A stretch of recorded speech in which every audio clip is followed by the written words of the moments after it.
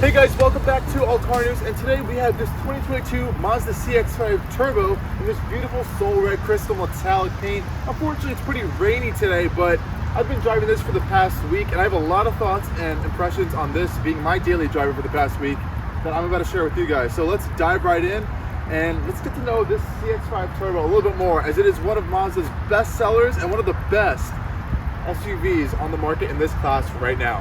Okay guys, here we are with the 2022 Mazda CX-5 Turbo in this beautiful optional soul red crystal metallic paint that Mazda's been doing for a long time now, and I still think it's one of the most beautiful paint colors, not only in this category, but under at least $40,000 or $50,000. It is a fantastic paint finish. Now, this is the 2022 Mazda CX-5, and it did receive some updates just recently to its exterior design, as it has been on sale since around 2018 now. So this is sort of like the mid-cycle refresh before we get newer models coming soon. So when Mazda refreshed this version, we got new LED headlights up front with these two signature L-shaped patterns on both sides. We also got a refreshed grille with this 3D mesh pattern.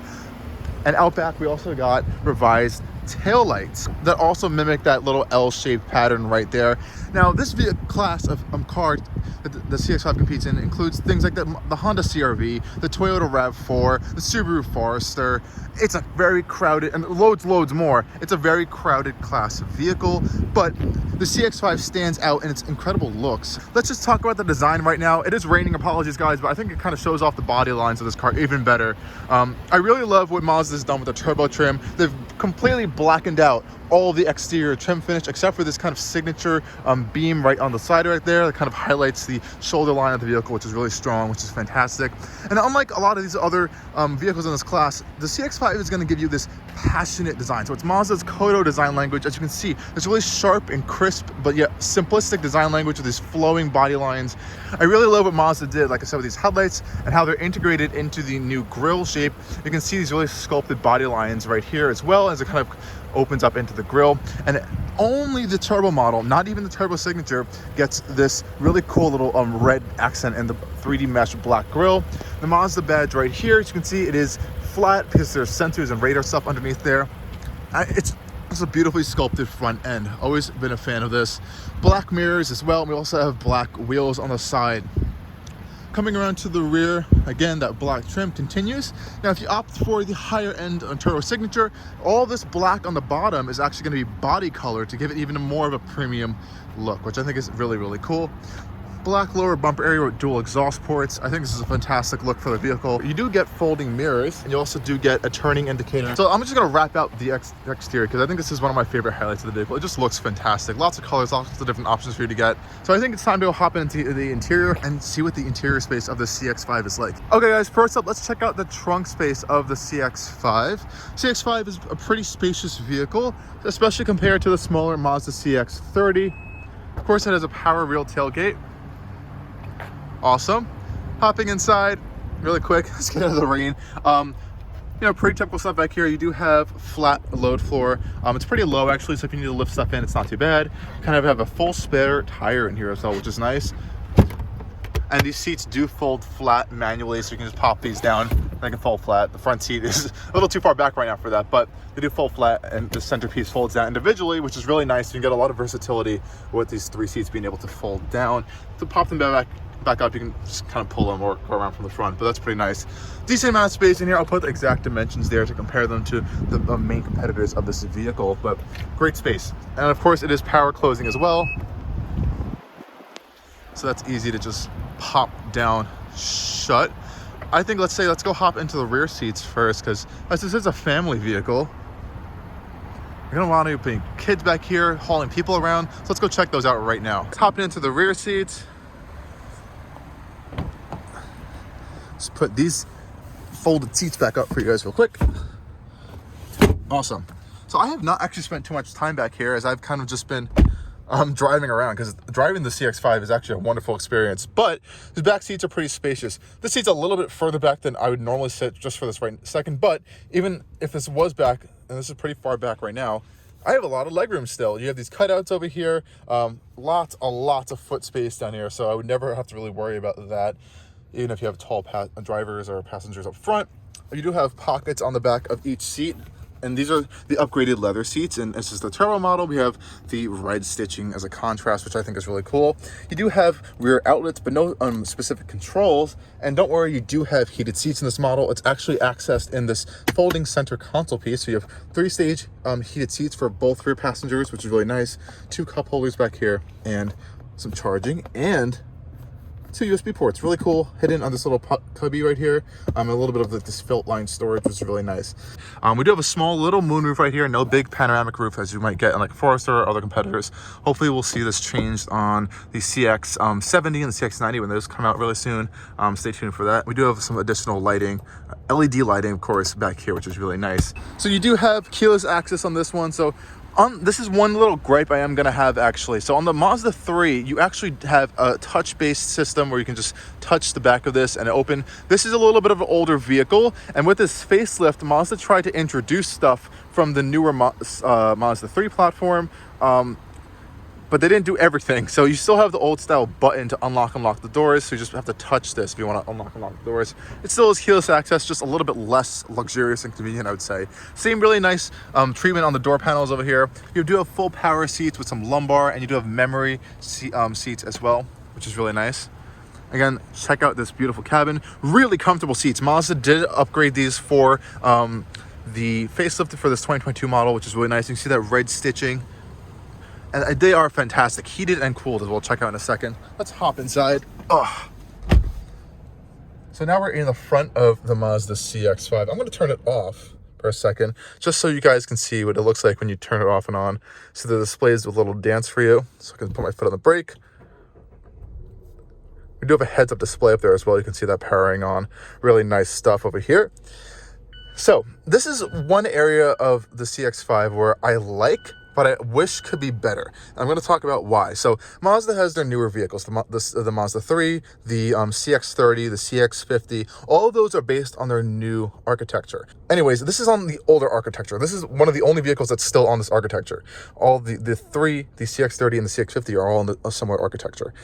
So what that means is inside, this still has some older components from Mazda. So you're not going to see the brand new steering wheel you're going to find on those newer vehicles. You're not going to see most of the newer switchgear you're going to find on those newer vehicles. So all these buttons like on the steering wheel are still the older switchgear, even on the door panels and stuff. Not to say it's bad, but after getting out of the newer vehicles, it is 10,000 times even better than this. It actually feels way more premium. Anyways, we're in the interior now, so let's talk about that.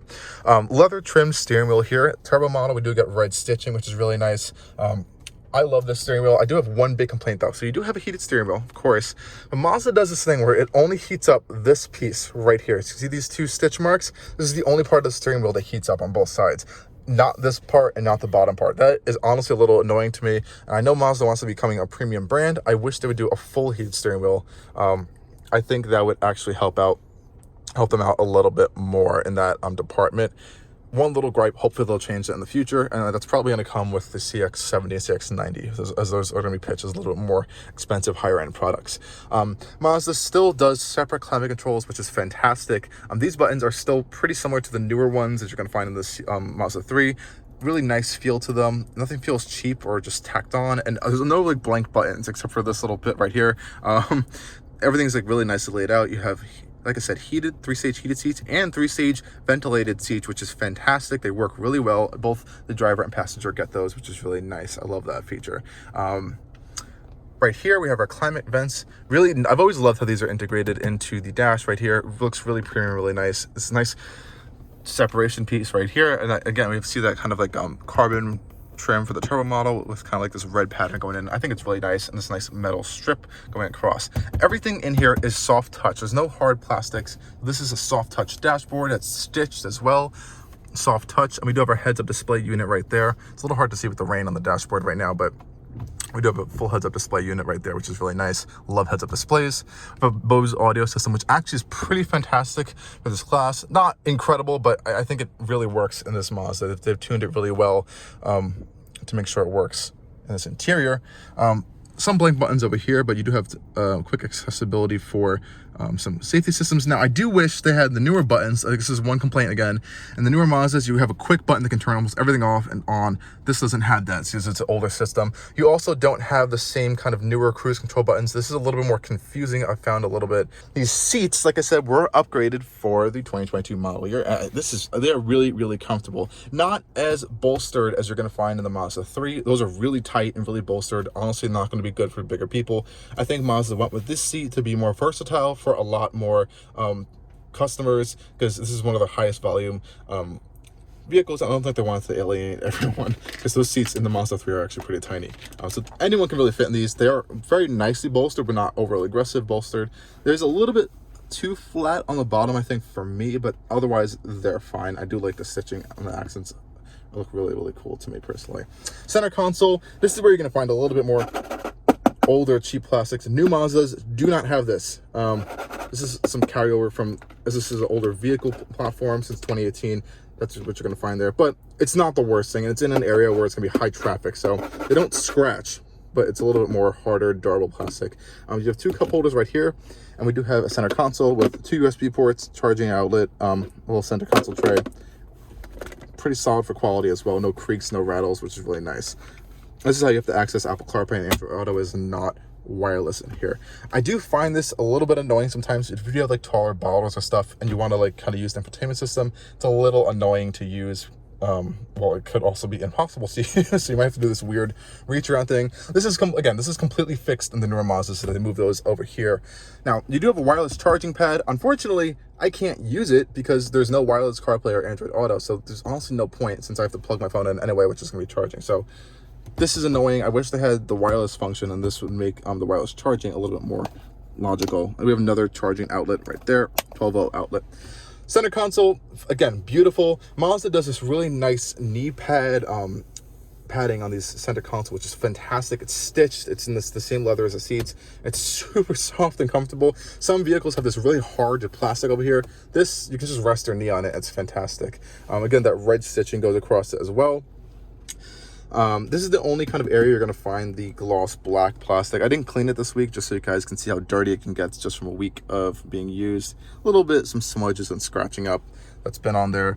Same with the door panels. There is some black, glossy black plastic, which is kind of annoying. I wish they went with that carbon trim. That would have been really nice to see over here. Other than that, I think the rest of the interior materials are great. This is the older infotainment style control system.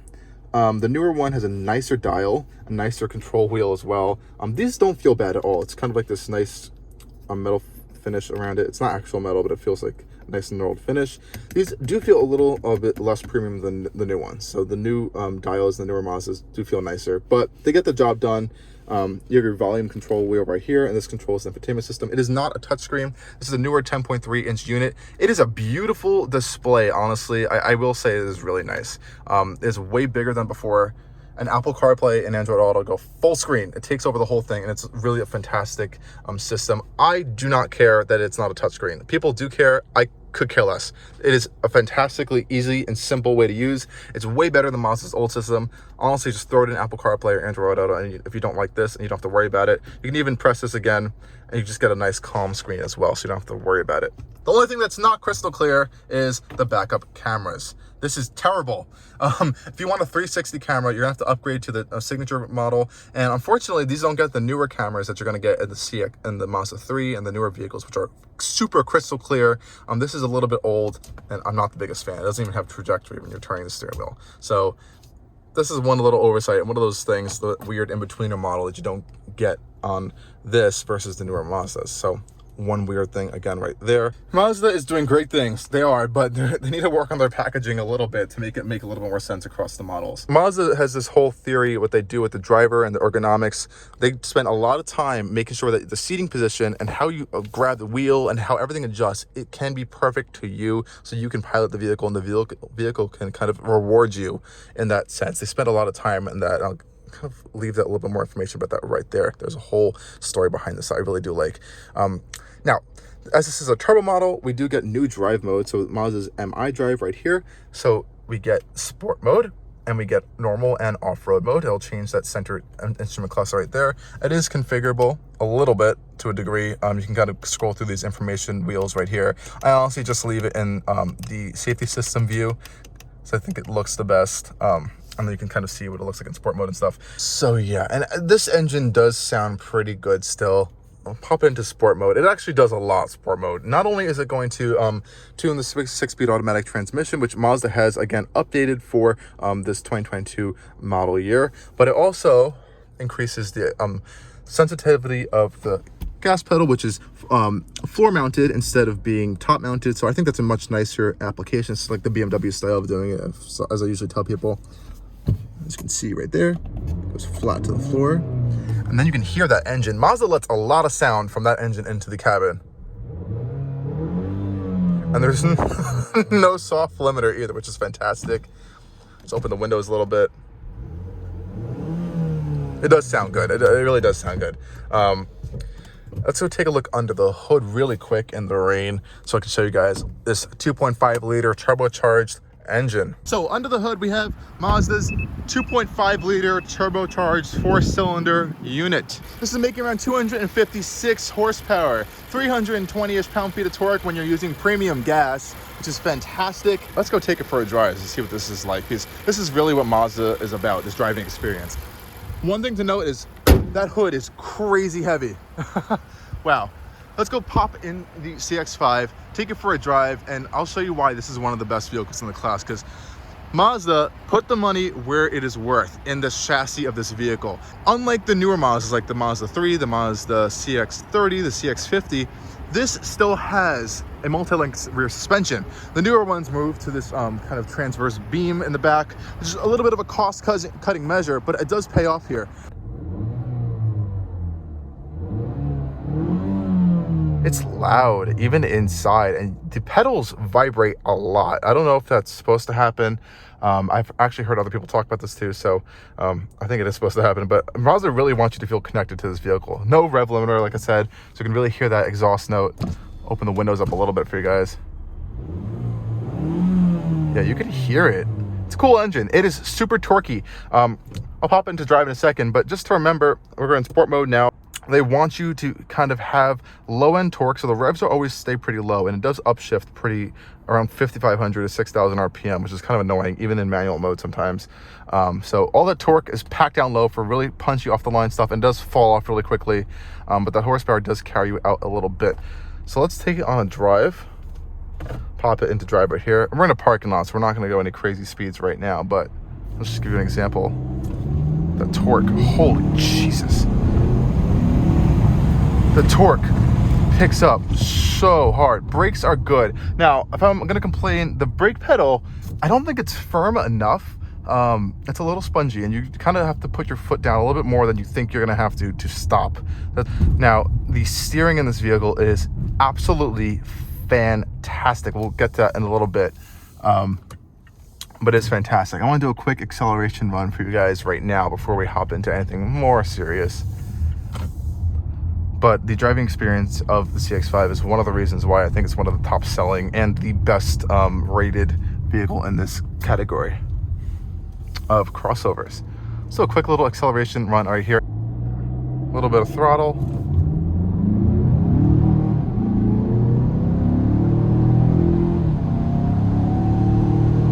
And there is 60 right there.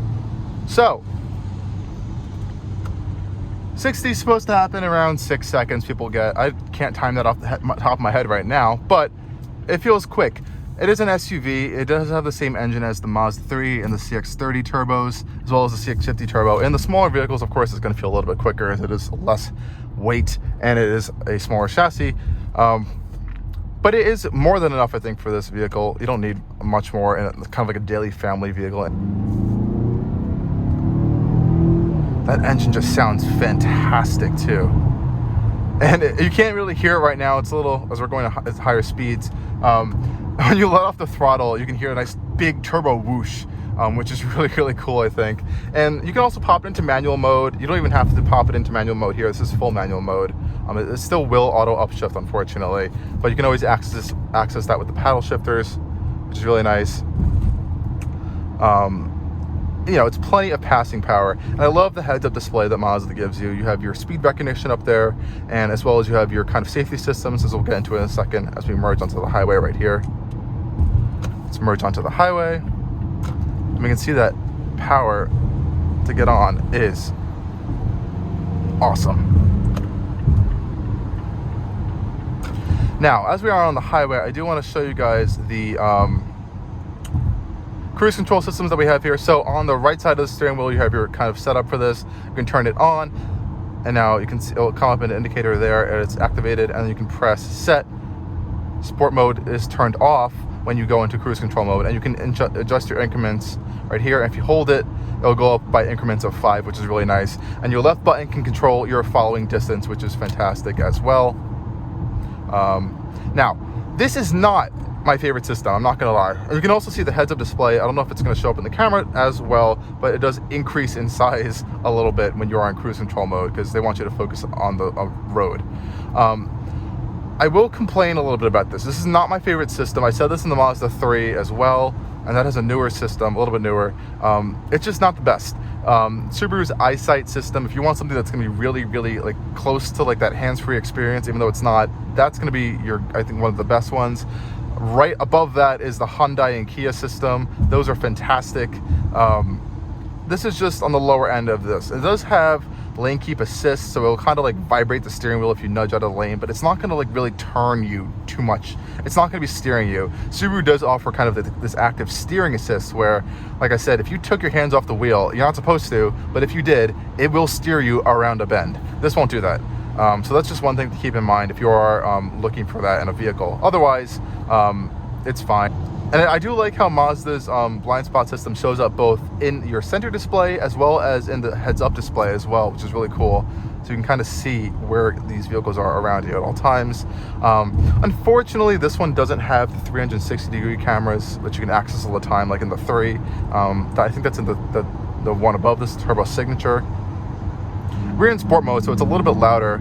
You can hear that a little bit. And once you pop it into normal mode, the revs drop, the transmission cools down, and it is a little bit quieter on the interior, which is, if you want that, that's what you're going to be wanting to look for in that aspect. This doesn't do the best on fuel economy. In the city, you're going to look around like 22 miles to the gallon. Highway, you're looking around like 27, 28. It's checked right now what we're doing right now. We are getting 20 miles to the gallon, so that's the worst. I have been driving a little bit aggressively, I won't lie, in sport mode all the time, but it's not the best. Show that passing power really quick. Yeah, this thing picks up really quick, which I think is fantastic. But like I said, there's that hyperactive blind spot system. It is a quick vehicle. Wow.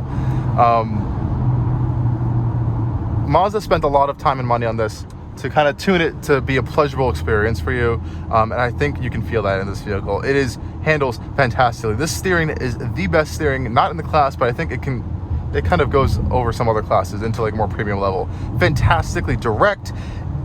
I like a little bit of a heavier steering rack. This is a little bit of a heavier and quicker steering rack. Not everyone's going to want that. They might want a super light rack. That's just something you're going to find in something like a Subaru Forester or some competitors like a CR-V. That's kind of just like effortless and like spongy. This is not like that. This is tight. It feels great. Just slow down, because this is a fantastic bend over here to kind of test out the chassis a little bit. It doesn't always like to go into first gear because it doesn't like to rev out this engine. A little bit of a slow upshift there. Turn in is strong, and grip is incredible. This all-wheel drive system is primarily front-wheel drive most of the time, but it does like to send power to the rear frequently, way more than other all-wheel drive systems, I've noticed. Highway is super busy today, guys.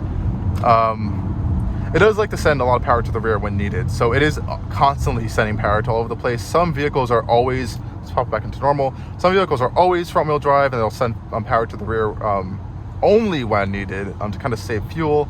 This one's a very good system, I think. Mazda's tuned this well. Now, this vehicle also features Mazda's G Vectoring Control Plus. So this system kind of works in coordination with the all-wheel drive system, with the steering, with throttle inputs, and even it can detect weather conditions and it will kind of help you through corners. Now, Mazda said you're not really supposed to feel it. It's supposed to be working passively back in the background to help you get a better control of the chassis and the vehicle when you're going around a turn or in just general cornering. And you do feel it when we're going around that little on-ramp bend over there. You can kind of feel the vehicle pulling in a little bit more. And I think that's the G vectoring control, controlling the torque of the engine, because you do have a lot of torque to control there. It's 320 pound-feet. So it's able to control the torque of the engine as well. I think it can activate some of the braking in sort of like a mild torque vectoring system. It's fantastic. It does really work. And all these little details Mazda spent to make sure that you have a fantastic driving experience. So I love how they're putting the money kind of in that department. It does help the CX-5 set itself apart from its competitors. And it is a little wet out today too. We were going around that bend and it gripped fantastically. That may be due in part to these tires, but no, this all-wheel drive system is fantastic. I would love to see this thing out in the snow. I've been with Subarus my whole life, so I've only been kind of exposed to those in the snow primarily, but I'd love to see how this all-wheel drive system handles in the snow. I've seen it in videos, and I've seen it do it pretty well, but I'd like to experience that firsthand. And like I said before, when you're not in a hurry or in a rush, just driving this vehicle around town is fantastic. You know, the engine noise might be a little bit louder than some people might like. It is very quiet in here for this class, I will say, but there you can still hear a little bit of road noise. Might be due to the sunroof being open. There's a little bit of sound deadening in here. But I think the changes Mazda made for the 2022 model year, or this little mild facelift they did, were good. They changed the seats, they changed a little bit of the suspension, the throttle tuning, they improved the gear shift, the gear box actually, how that responsiveness is, and of course they tuned their drive modes. I think it is a very comprehensive package, and honestly, you just can't beat the looks for this thing. It's a fantastic vehicle. Sure, the fuel economy might not be the best in this segment. You know, if you want a hybrid, you're gonna have to go for a Toyota or a Hyundai, or if you want that rugged all-terrain brand ethos, you can go for Subaru, even though you're gonna be sacrificing a lot of that fun for the CVT gearbox, transmission. So I think this is a perfect blend for everything, and with that added dash of that fantastic driving experience that you can really not gonna be able to find in this segment. I am really excited to see what the CX-70 is going to be. It's kind of going to be a little bit of like a more premium version of this, which is already a high bar for the segment. I think that's going to step up a segment a little bit more too. So stay tuned for that coming soon. CX-5 Turbo from Mazda. I'm telling you guys right now, this thing is one to get. Thank you guys so much for watching. Stay tuned for a lot more coming from Allcarnews, and make sure to subscribe and like all our videos.